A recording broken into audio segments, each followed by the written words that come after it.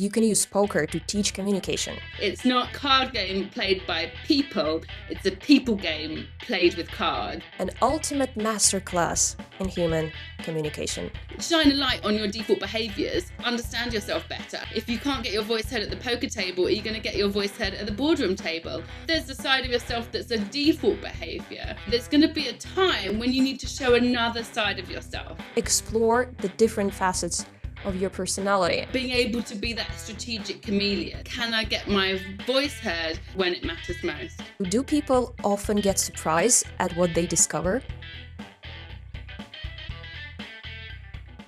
Hi, Anastasia here. Welcome to Much Watch podcast. Here we explore how leaders, founders, and experts think, decide, and build, and how their communication background and mindset shape their path. As a communication advisor, I help people read the room, navigate the pressure, and make better decisions in high-stakes situations. But today's guest actually claims that you can learn all of those skills in an unexpected place, a poker table. Jo Levin, the founder of Aces High, helps global tech companies, VC funds, but she doesn't just teach them the game of cards. Instead, she helps them expose and rebuild the way they make decisions. And today, we are on a mission to find out whether poker is a game of bluff and deception or an ultimate masterclass in human communication. Let's dive into it. So, Jo, great to have you here. How are you doing today? I'm really good. Thank you so much for having me. Amazing. So, Jo, we both work in communication or with communication, and I can't help but ask, how did you actually arrive at this idea that you can use poker to teach communication? Absolutely. I mean, it all started for me back in 2016, and I was on holiday at the time, pregnant, taking a last relaxing holiday with my boyfriend before the baby arrived. And he clocked an advert for an international poker tournament and persuaded me to join. I was really reluctant. 8 hours later, at 4 a.m, the sun was coming up, and I'd just beaten 200 men to win my first international poker tournament. So that was really where I got like the bug from being a relative novice. And from there started hosting home games and teaching some brilliant women in my network poker, just for fun initially. And what I saw was really quite interesting. These were like incredible, high achieving women. And week after week, I saw them growing in confidence more, but really kind of applying the strategic thinking, asserting their value and sort of making decisions in high stakes moments. And it was translating to their real world life. They were closing more client deals, landing promotions, even asserting better boundaries in their home lives too. And that's really where I started to think there's so much from the poker table we can take. All right. So many questions. All right. Could we, do you think, start with the question who you are and what experiences shaped you? Absolutely. I think it's quite relevant to where I've ended up, actually. I grew up in Essex, in the UK, with two older brothers, and I think that was very formative. I definitely had this need to keep up with the boys, this need to kind of achieve. And also I grew up with two parents that were bridge teachers. So I was absolutely surrounded by cards. And my dad was a playing card expert and collector. And by the time he passed away, he'd amassed a collection of 8,000 packs of cards. Wow. Definitely had that love of cards playing up, that need to keep up with the boys. I went to Cambridge and then ended up going into investment banking. So that was the first 10 years of my career. And then more recently, I've been in entrepreneurship and startups, building my own businesses. And that's really coincided with me starting to learn poker as a hobby and transferring some of those skills over. Amazing. And what was the exact moment you realized I can use it to teach communication? Yeah, well, we were doing these weekly lessons and the women were quite organically reporting back. I was in this client negotiation. That was a kind of aha moment when I was like, yeah, you should be able to know your value, assert that in a high stakes moment, get your voice heard. If you can't get your voice heard at the poker table, are you going to get your voice heard at the boardroom table? It just ballooned from this side hustle. that was just following my passion to what is now, quite a thriving business. I'll be honest with you, when I hear the word poker, I immediately think of bluff and deception. Prove me wrong. It's so interesting, that stereotype and the connotations around poker are so strong, and I think they're imprinted in our psyche in popular culture from a young age. Groups of gangsters with cigars playing a game of bluff and bravado. So you're absolutely right about the connotations and associations. However, there are many varieties of poker today. Five card draw has 5 private cards. It's almost entirely a game of bluff. Texas Hold'em only has 2 private cards and up to 5 face-up community cards, which immediately shifts it from a game of bluff to a game of strategy, because most of the information about the hand is shared. So you're playing it from a completely different game. Today, it's much more statistics, strategy, the skills around patience and discipline, and actually being able to park your ego, not bluff every hand, and pick the moments where you've got the expected returns. And so you see it much more as a game of statistics. Interesting. So you've mentioned that you are working mostly with corporate clients, right? So what does it look like? Can you walk me through these experiences you provide them with? Great question. I mean, people often wonder what's poker doing in the workplace, and how would it really look if I brought this into my employer. And actually, we do typically bring full size tournament grade poker tables, and they look beautiful, and it's got a very high end feel. But also, it immediately triggers this stress response, which is so valuable when you're diving into how can you make better decisions in high stakes moments? How can you perform under pressure? And how can you self regulate when the stakes are high? But actually, it's about 75% of our workshop is not playing poker. We are doing body language games where we're looking at observation and control. So, how can you self regulate whilst the eyes are on you? We look at a team exercise, which is about deep listening. And we're really turning poker on its head and, believe it or not, getting people to play collaboratively. Of course, there's zero gambling. So all of the chips that are moving around are just for fun, for learning purposes. And the last kind of third of the session is an interactive poker tournament where we've got you up to speed with some of the mechanics of the game, and you can compete for trophies, champagne, chocolates, and of course, bragging rights. So it's a brilliant mix of this immersive team building, but really rooted in real business value. Do you have any pushback from corporates in regards to the association to gambling? Yeah, I do understand that that's a concern for some people. And naturally, all of our events are absolutely zero gambling. So from the start, we reassure clients that that's not up for discussion. However, there's still simulated betting action for the learning and entertainment purposes. We are really careful to signpost ahead of time to let people know what to expect. We always signpost to GamCare, which is the national helpline for problematic gambling, if people do have any history or challenges around gambling. And we provide kind of opt-out options, which typically, so they can let us know in advance. They can sit out of just the tournament if that was against any kind of belief system or problematic for them in the behavior. But we absolutely take that very seriously. I mean, in fact, my mother's first husband bet their house on England winning the 1966 Football World Cup. He literally took the deposit for their first home and bet it on football. Now, that was a match that he won the bet, but when my mother found out, I think she found clarity in her fury when she walked away with that from that marriage.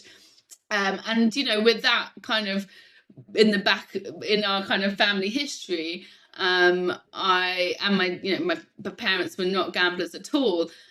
I actually really love kind of celebrating that you don't need to gamble to enjoy poker or to take the strategic thinking away from it. And if you had a kind of fly on the wall watching one of our events and you saw people, the last third where we're playing a little tournament for chips and a bottle of champagne, you are under no illusion that people really still want to win, that it matters, that you're having that stress response, which we use to dive into the kind of fight, flight, or freeze, the raise, fold, or call actions, and shine a light on those aspects. So there is no gambling, but it detracts in no way whatsoever from the experience. And actually, it's just a brilliant strategic card game that I want more people to enjoy and take something from. Yeah. And do participants need to have, to have some experience in playing poker, or it's not necessarily? So all Aces High events are designed for complete beginners. We have hosted for people that do not know the difference between a club or a spade or the suits of poker, and we get them into their first tournaments. So we're not really about making better poker players. That's not the point. But we do get you into your first tournament, and we're designed for complete beginners. And as I said, the good chunk of it, it's not really playing poker at all. It's using the strategic thinking and the kind of bet sizing and the strategy and the mindset and assertive communication that's inherent in poker and leveraging that. So you've mentioned an interesting point that poker can actually help you understand yourself better.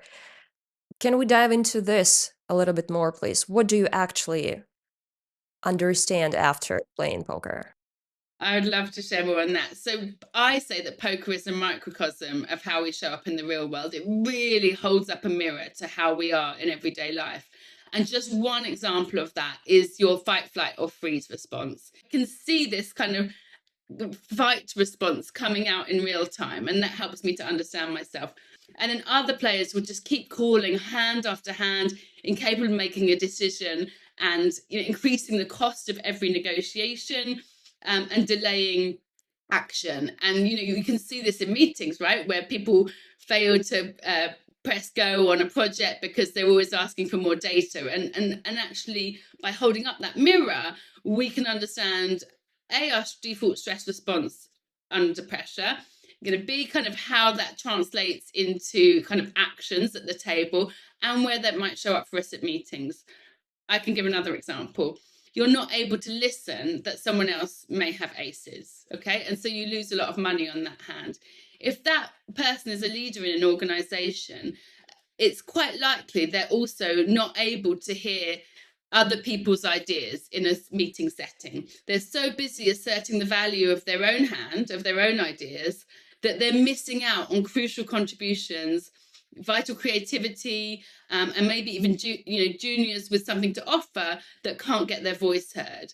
And conversely to that, if you've got aces and your personality type is a little bit more meek, or you struggle to assert your value and you can't get yourself heard at the poker table, you're not going to maximize the value of your aces, and you might not be getting your ideas heard in the boardroom either.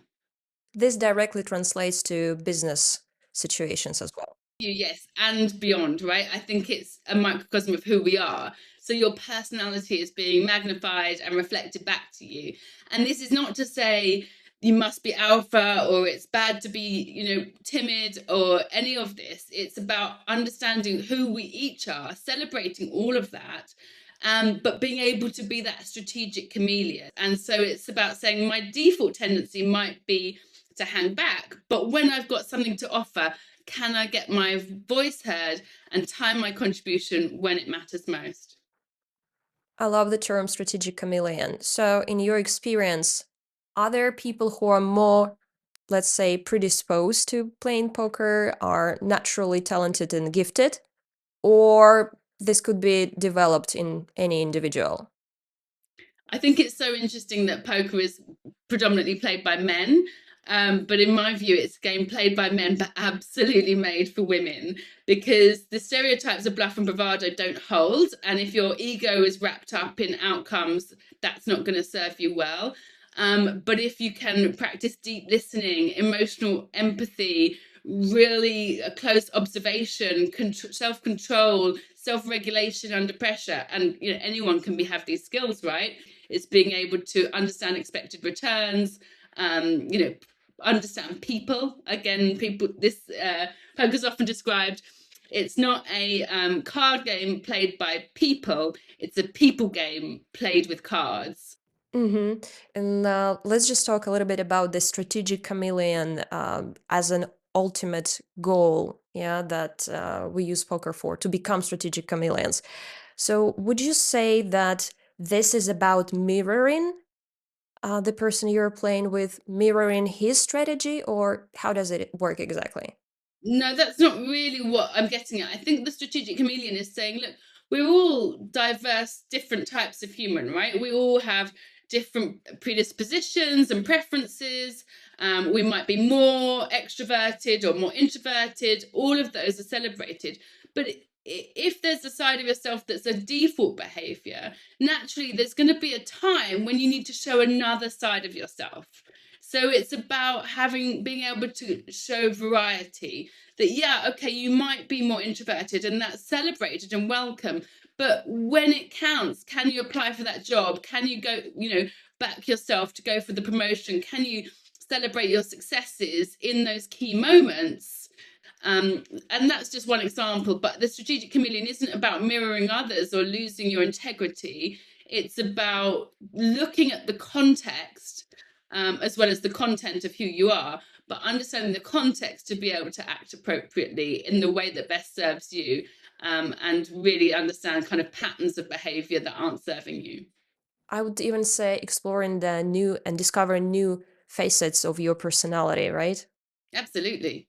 Yeah, that's interesting because when I prepare clients for public speaking, there is a common notion that introverts are generally, less energetic on the stage. In reality, they can outperform extroverts. So I think poker is an interesting tool because it can help you explore the different facets of your personality. And actually, another question to you. So, do people often get surprised at what they discover?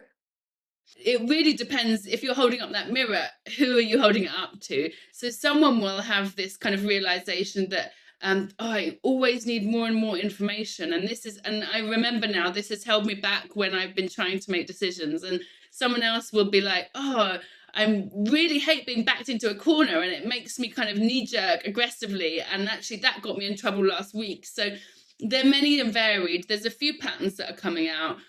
Regrettably, one of them is just how time and again I see women less able to show strength at the poker table and get their voice heard, and to bet with conviction. So they might have the strongest hand and they're asking me, what's the minimum bet? And that's been a really disappointing theme, and I didn't think it would play out. I was like optimistic that actually no, women are just as risk takers as men, but they have, in my kind of anecdotal evidence, for me, shown to be less willing to take risk. And that's one of the reasons Aces High is so needed, because it helps people understand that they're not self-promoting themselves, that maybe they're not, getting their voices heard when it counts.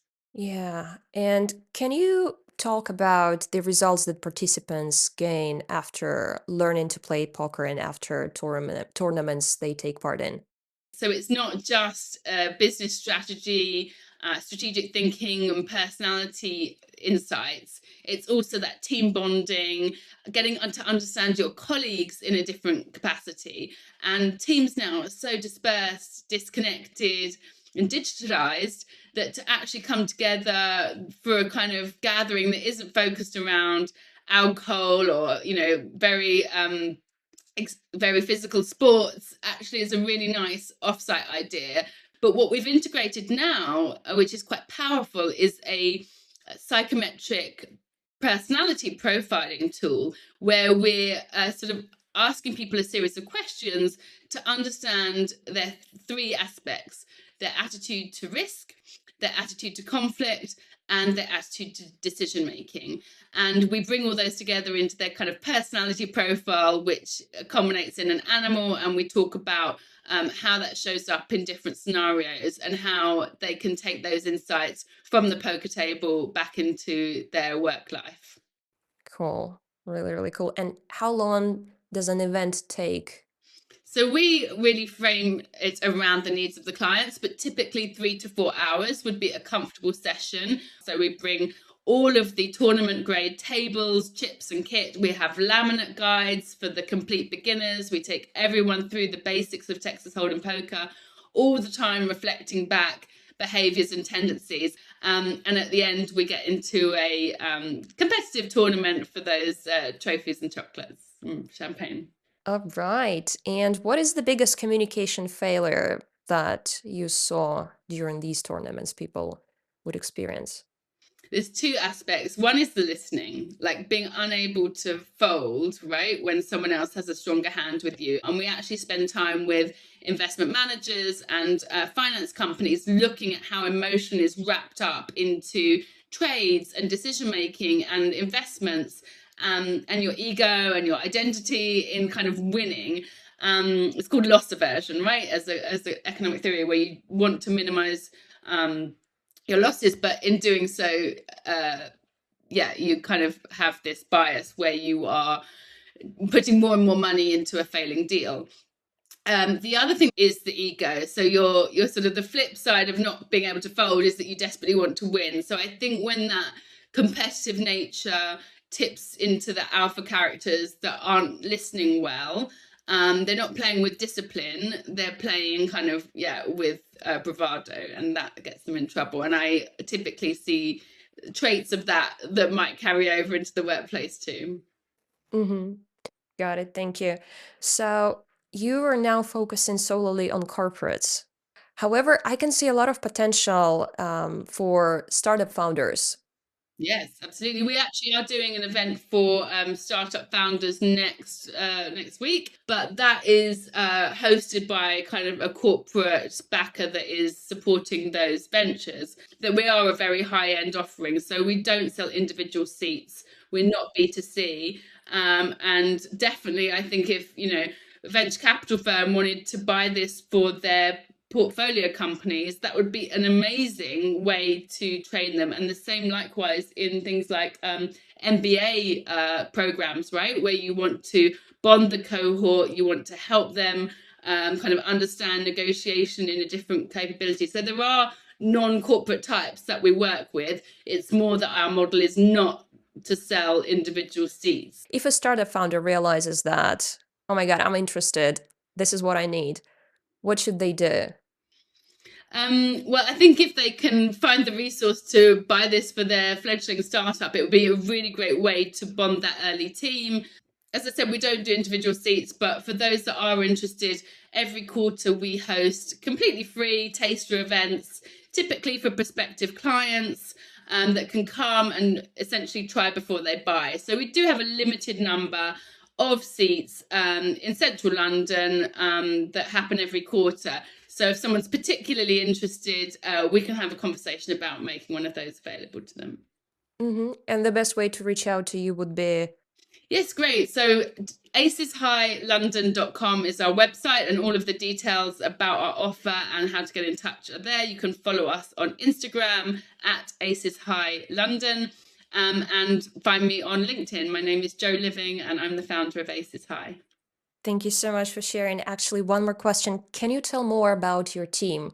How many people are there in the team, and do you have any other hosts than you? I have some brilliant hosts in our extended team. First kind of host that wasn't sort of me was this brilliant woman called Anna, who's actually a dental hygienist by day. But I met her on the poker circuit, and she's a fantastic poker player. She brings a brilliant flavour, and is also very capable and skilled in drawing out those insights and bringing them back to her entrepreneurship and business experience. I also partner with a man called Jimmy, who's been dealing on the poker circuit for over 30 years. He's dealt numerous times the World Series of Poker. He gets flown around the world to Bahamas and Vegas and some of the luxury yachts to deal high stakes games. So he's a very established, recognized, and respected card player and poker dealer.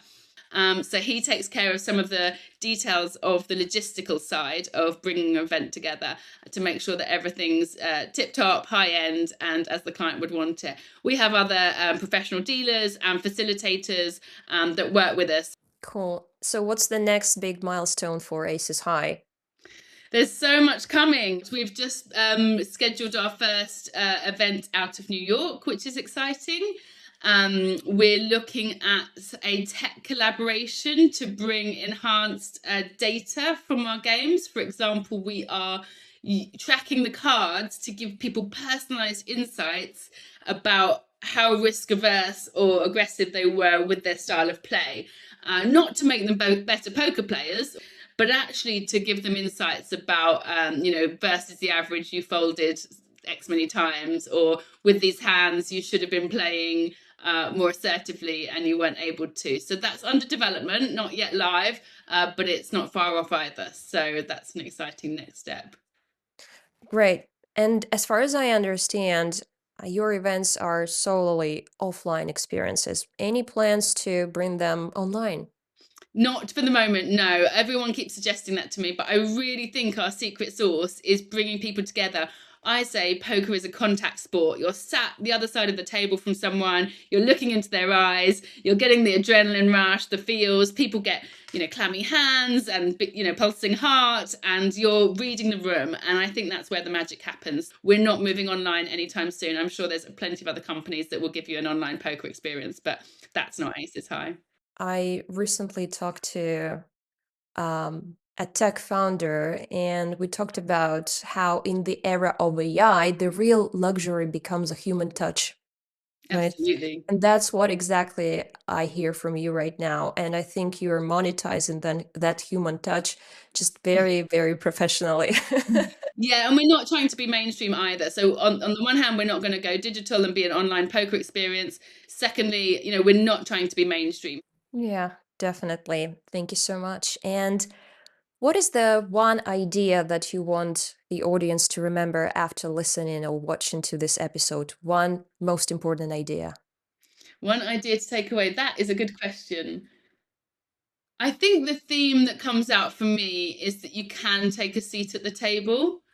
It doesn't matter who you are. We all probably have imposter syndrome at some point or another. This is not a male female thing. And I think the point is that you can lean in, you can take a seat at the table. It is a space for you, whatever that space is, and to smash the stereotypes and challenge it. Because who would think that, a female led poker company would be selling to high-end corporates? Like, none of it makes sense, and yet it absolutely works. So take a seat at the table and lean in. And I would add on this actually, take a seat at the table and beware of what you may find about yourself. Very good, yes. Okay, awesome. Let's wrap it up. Thank you so much for taking me through this amazing project and helping me understand how communication skills can be studied through cards. Thank you so much for coming. It was a pleasure to have you. Thank you so much for having me. It was an absolute joy.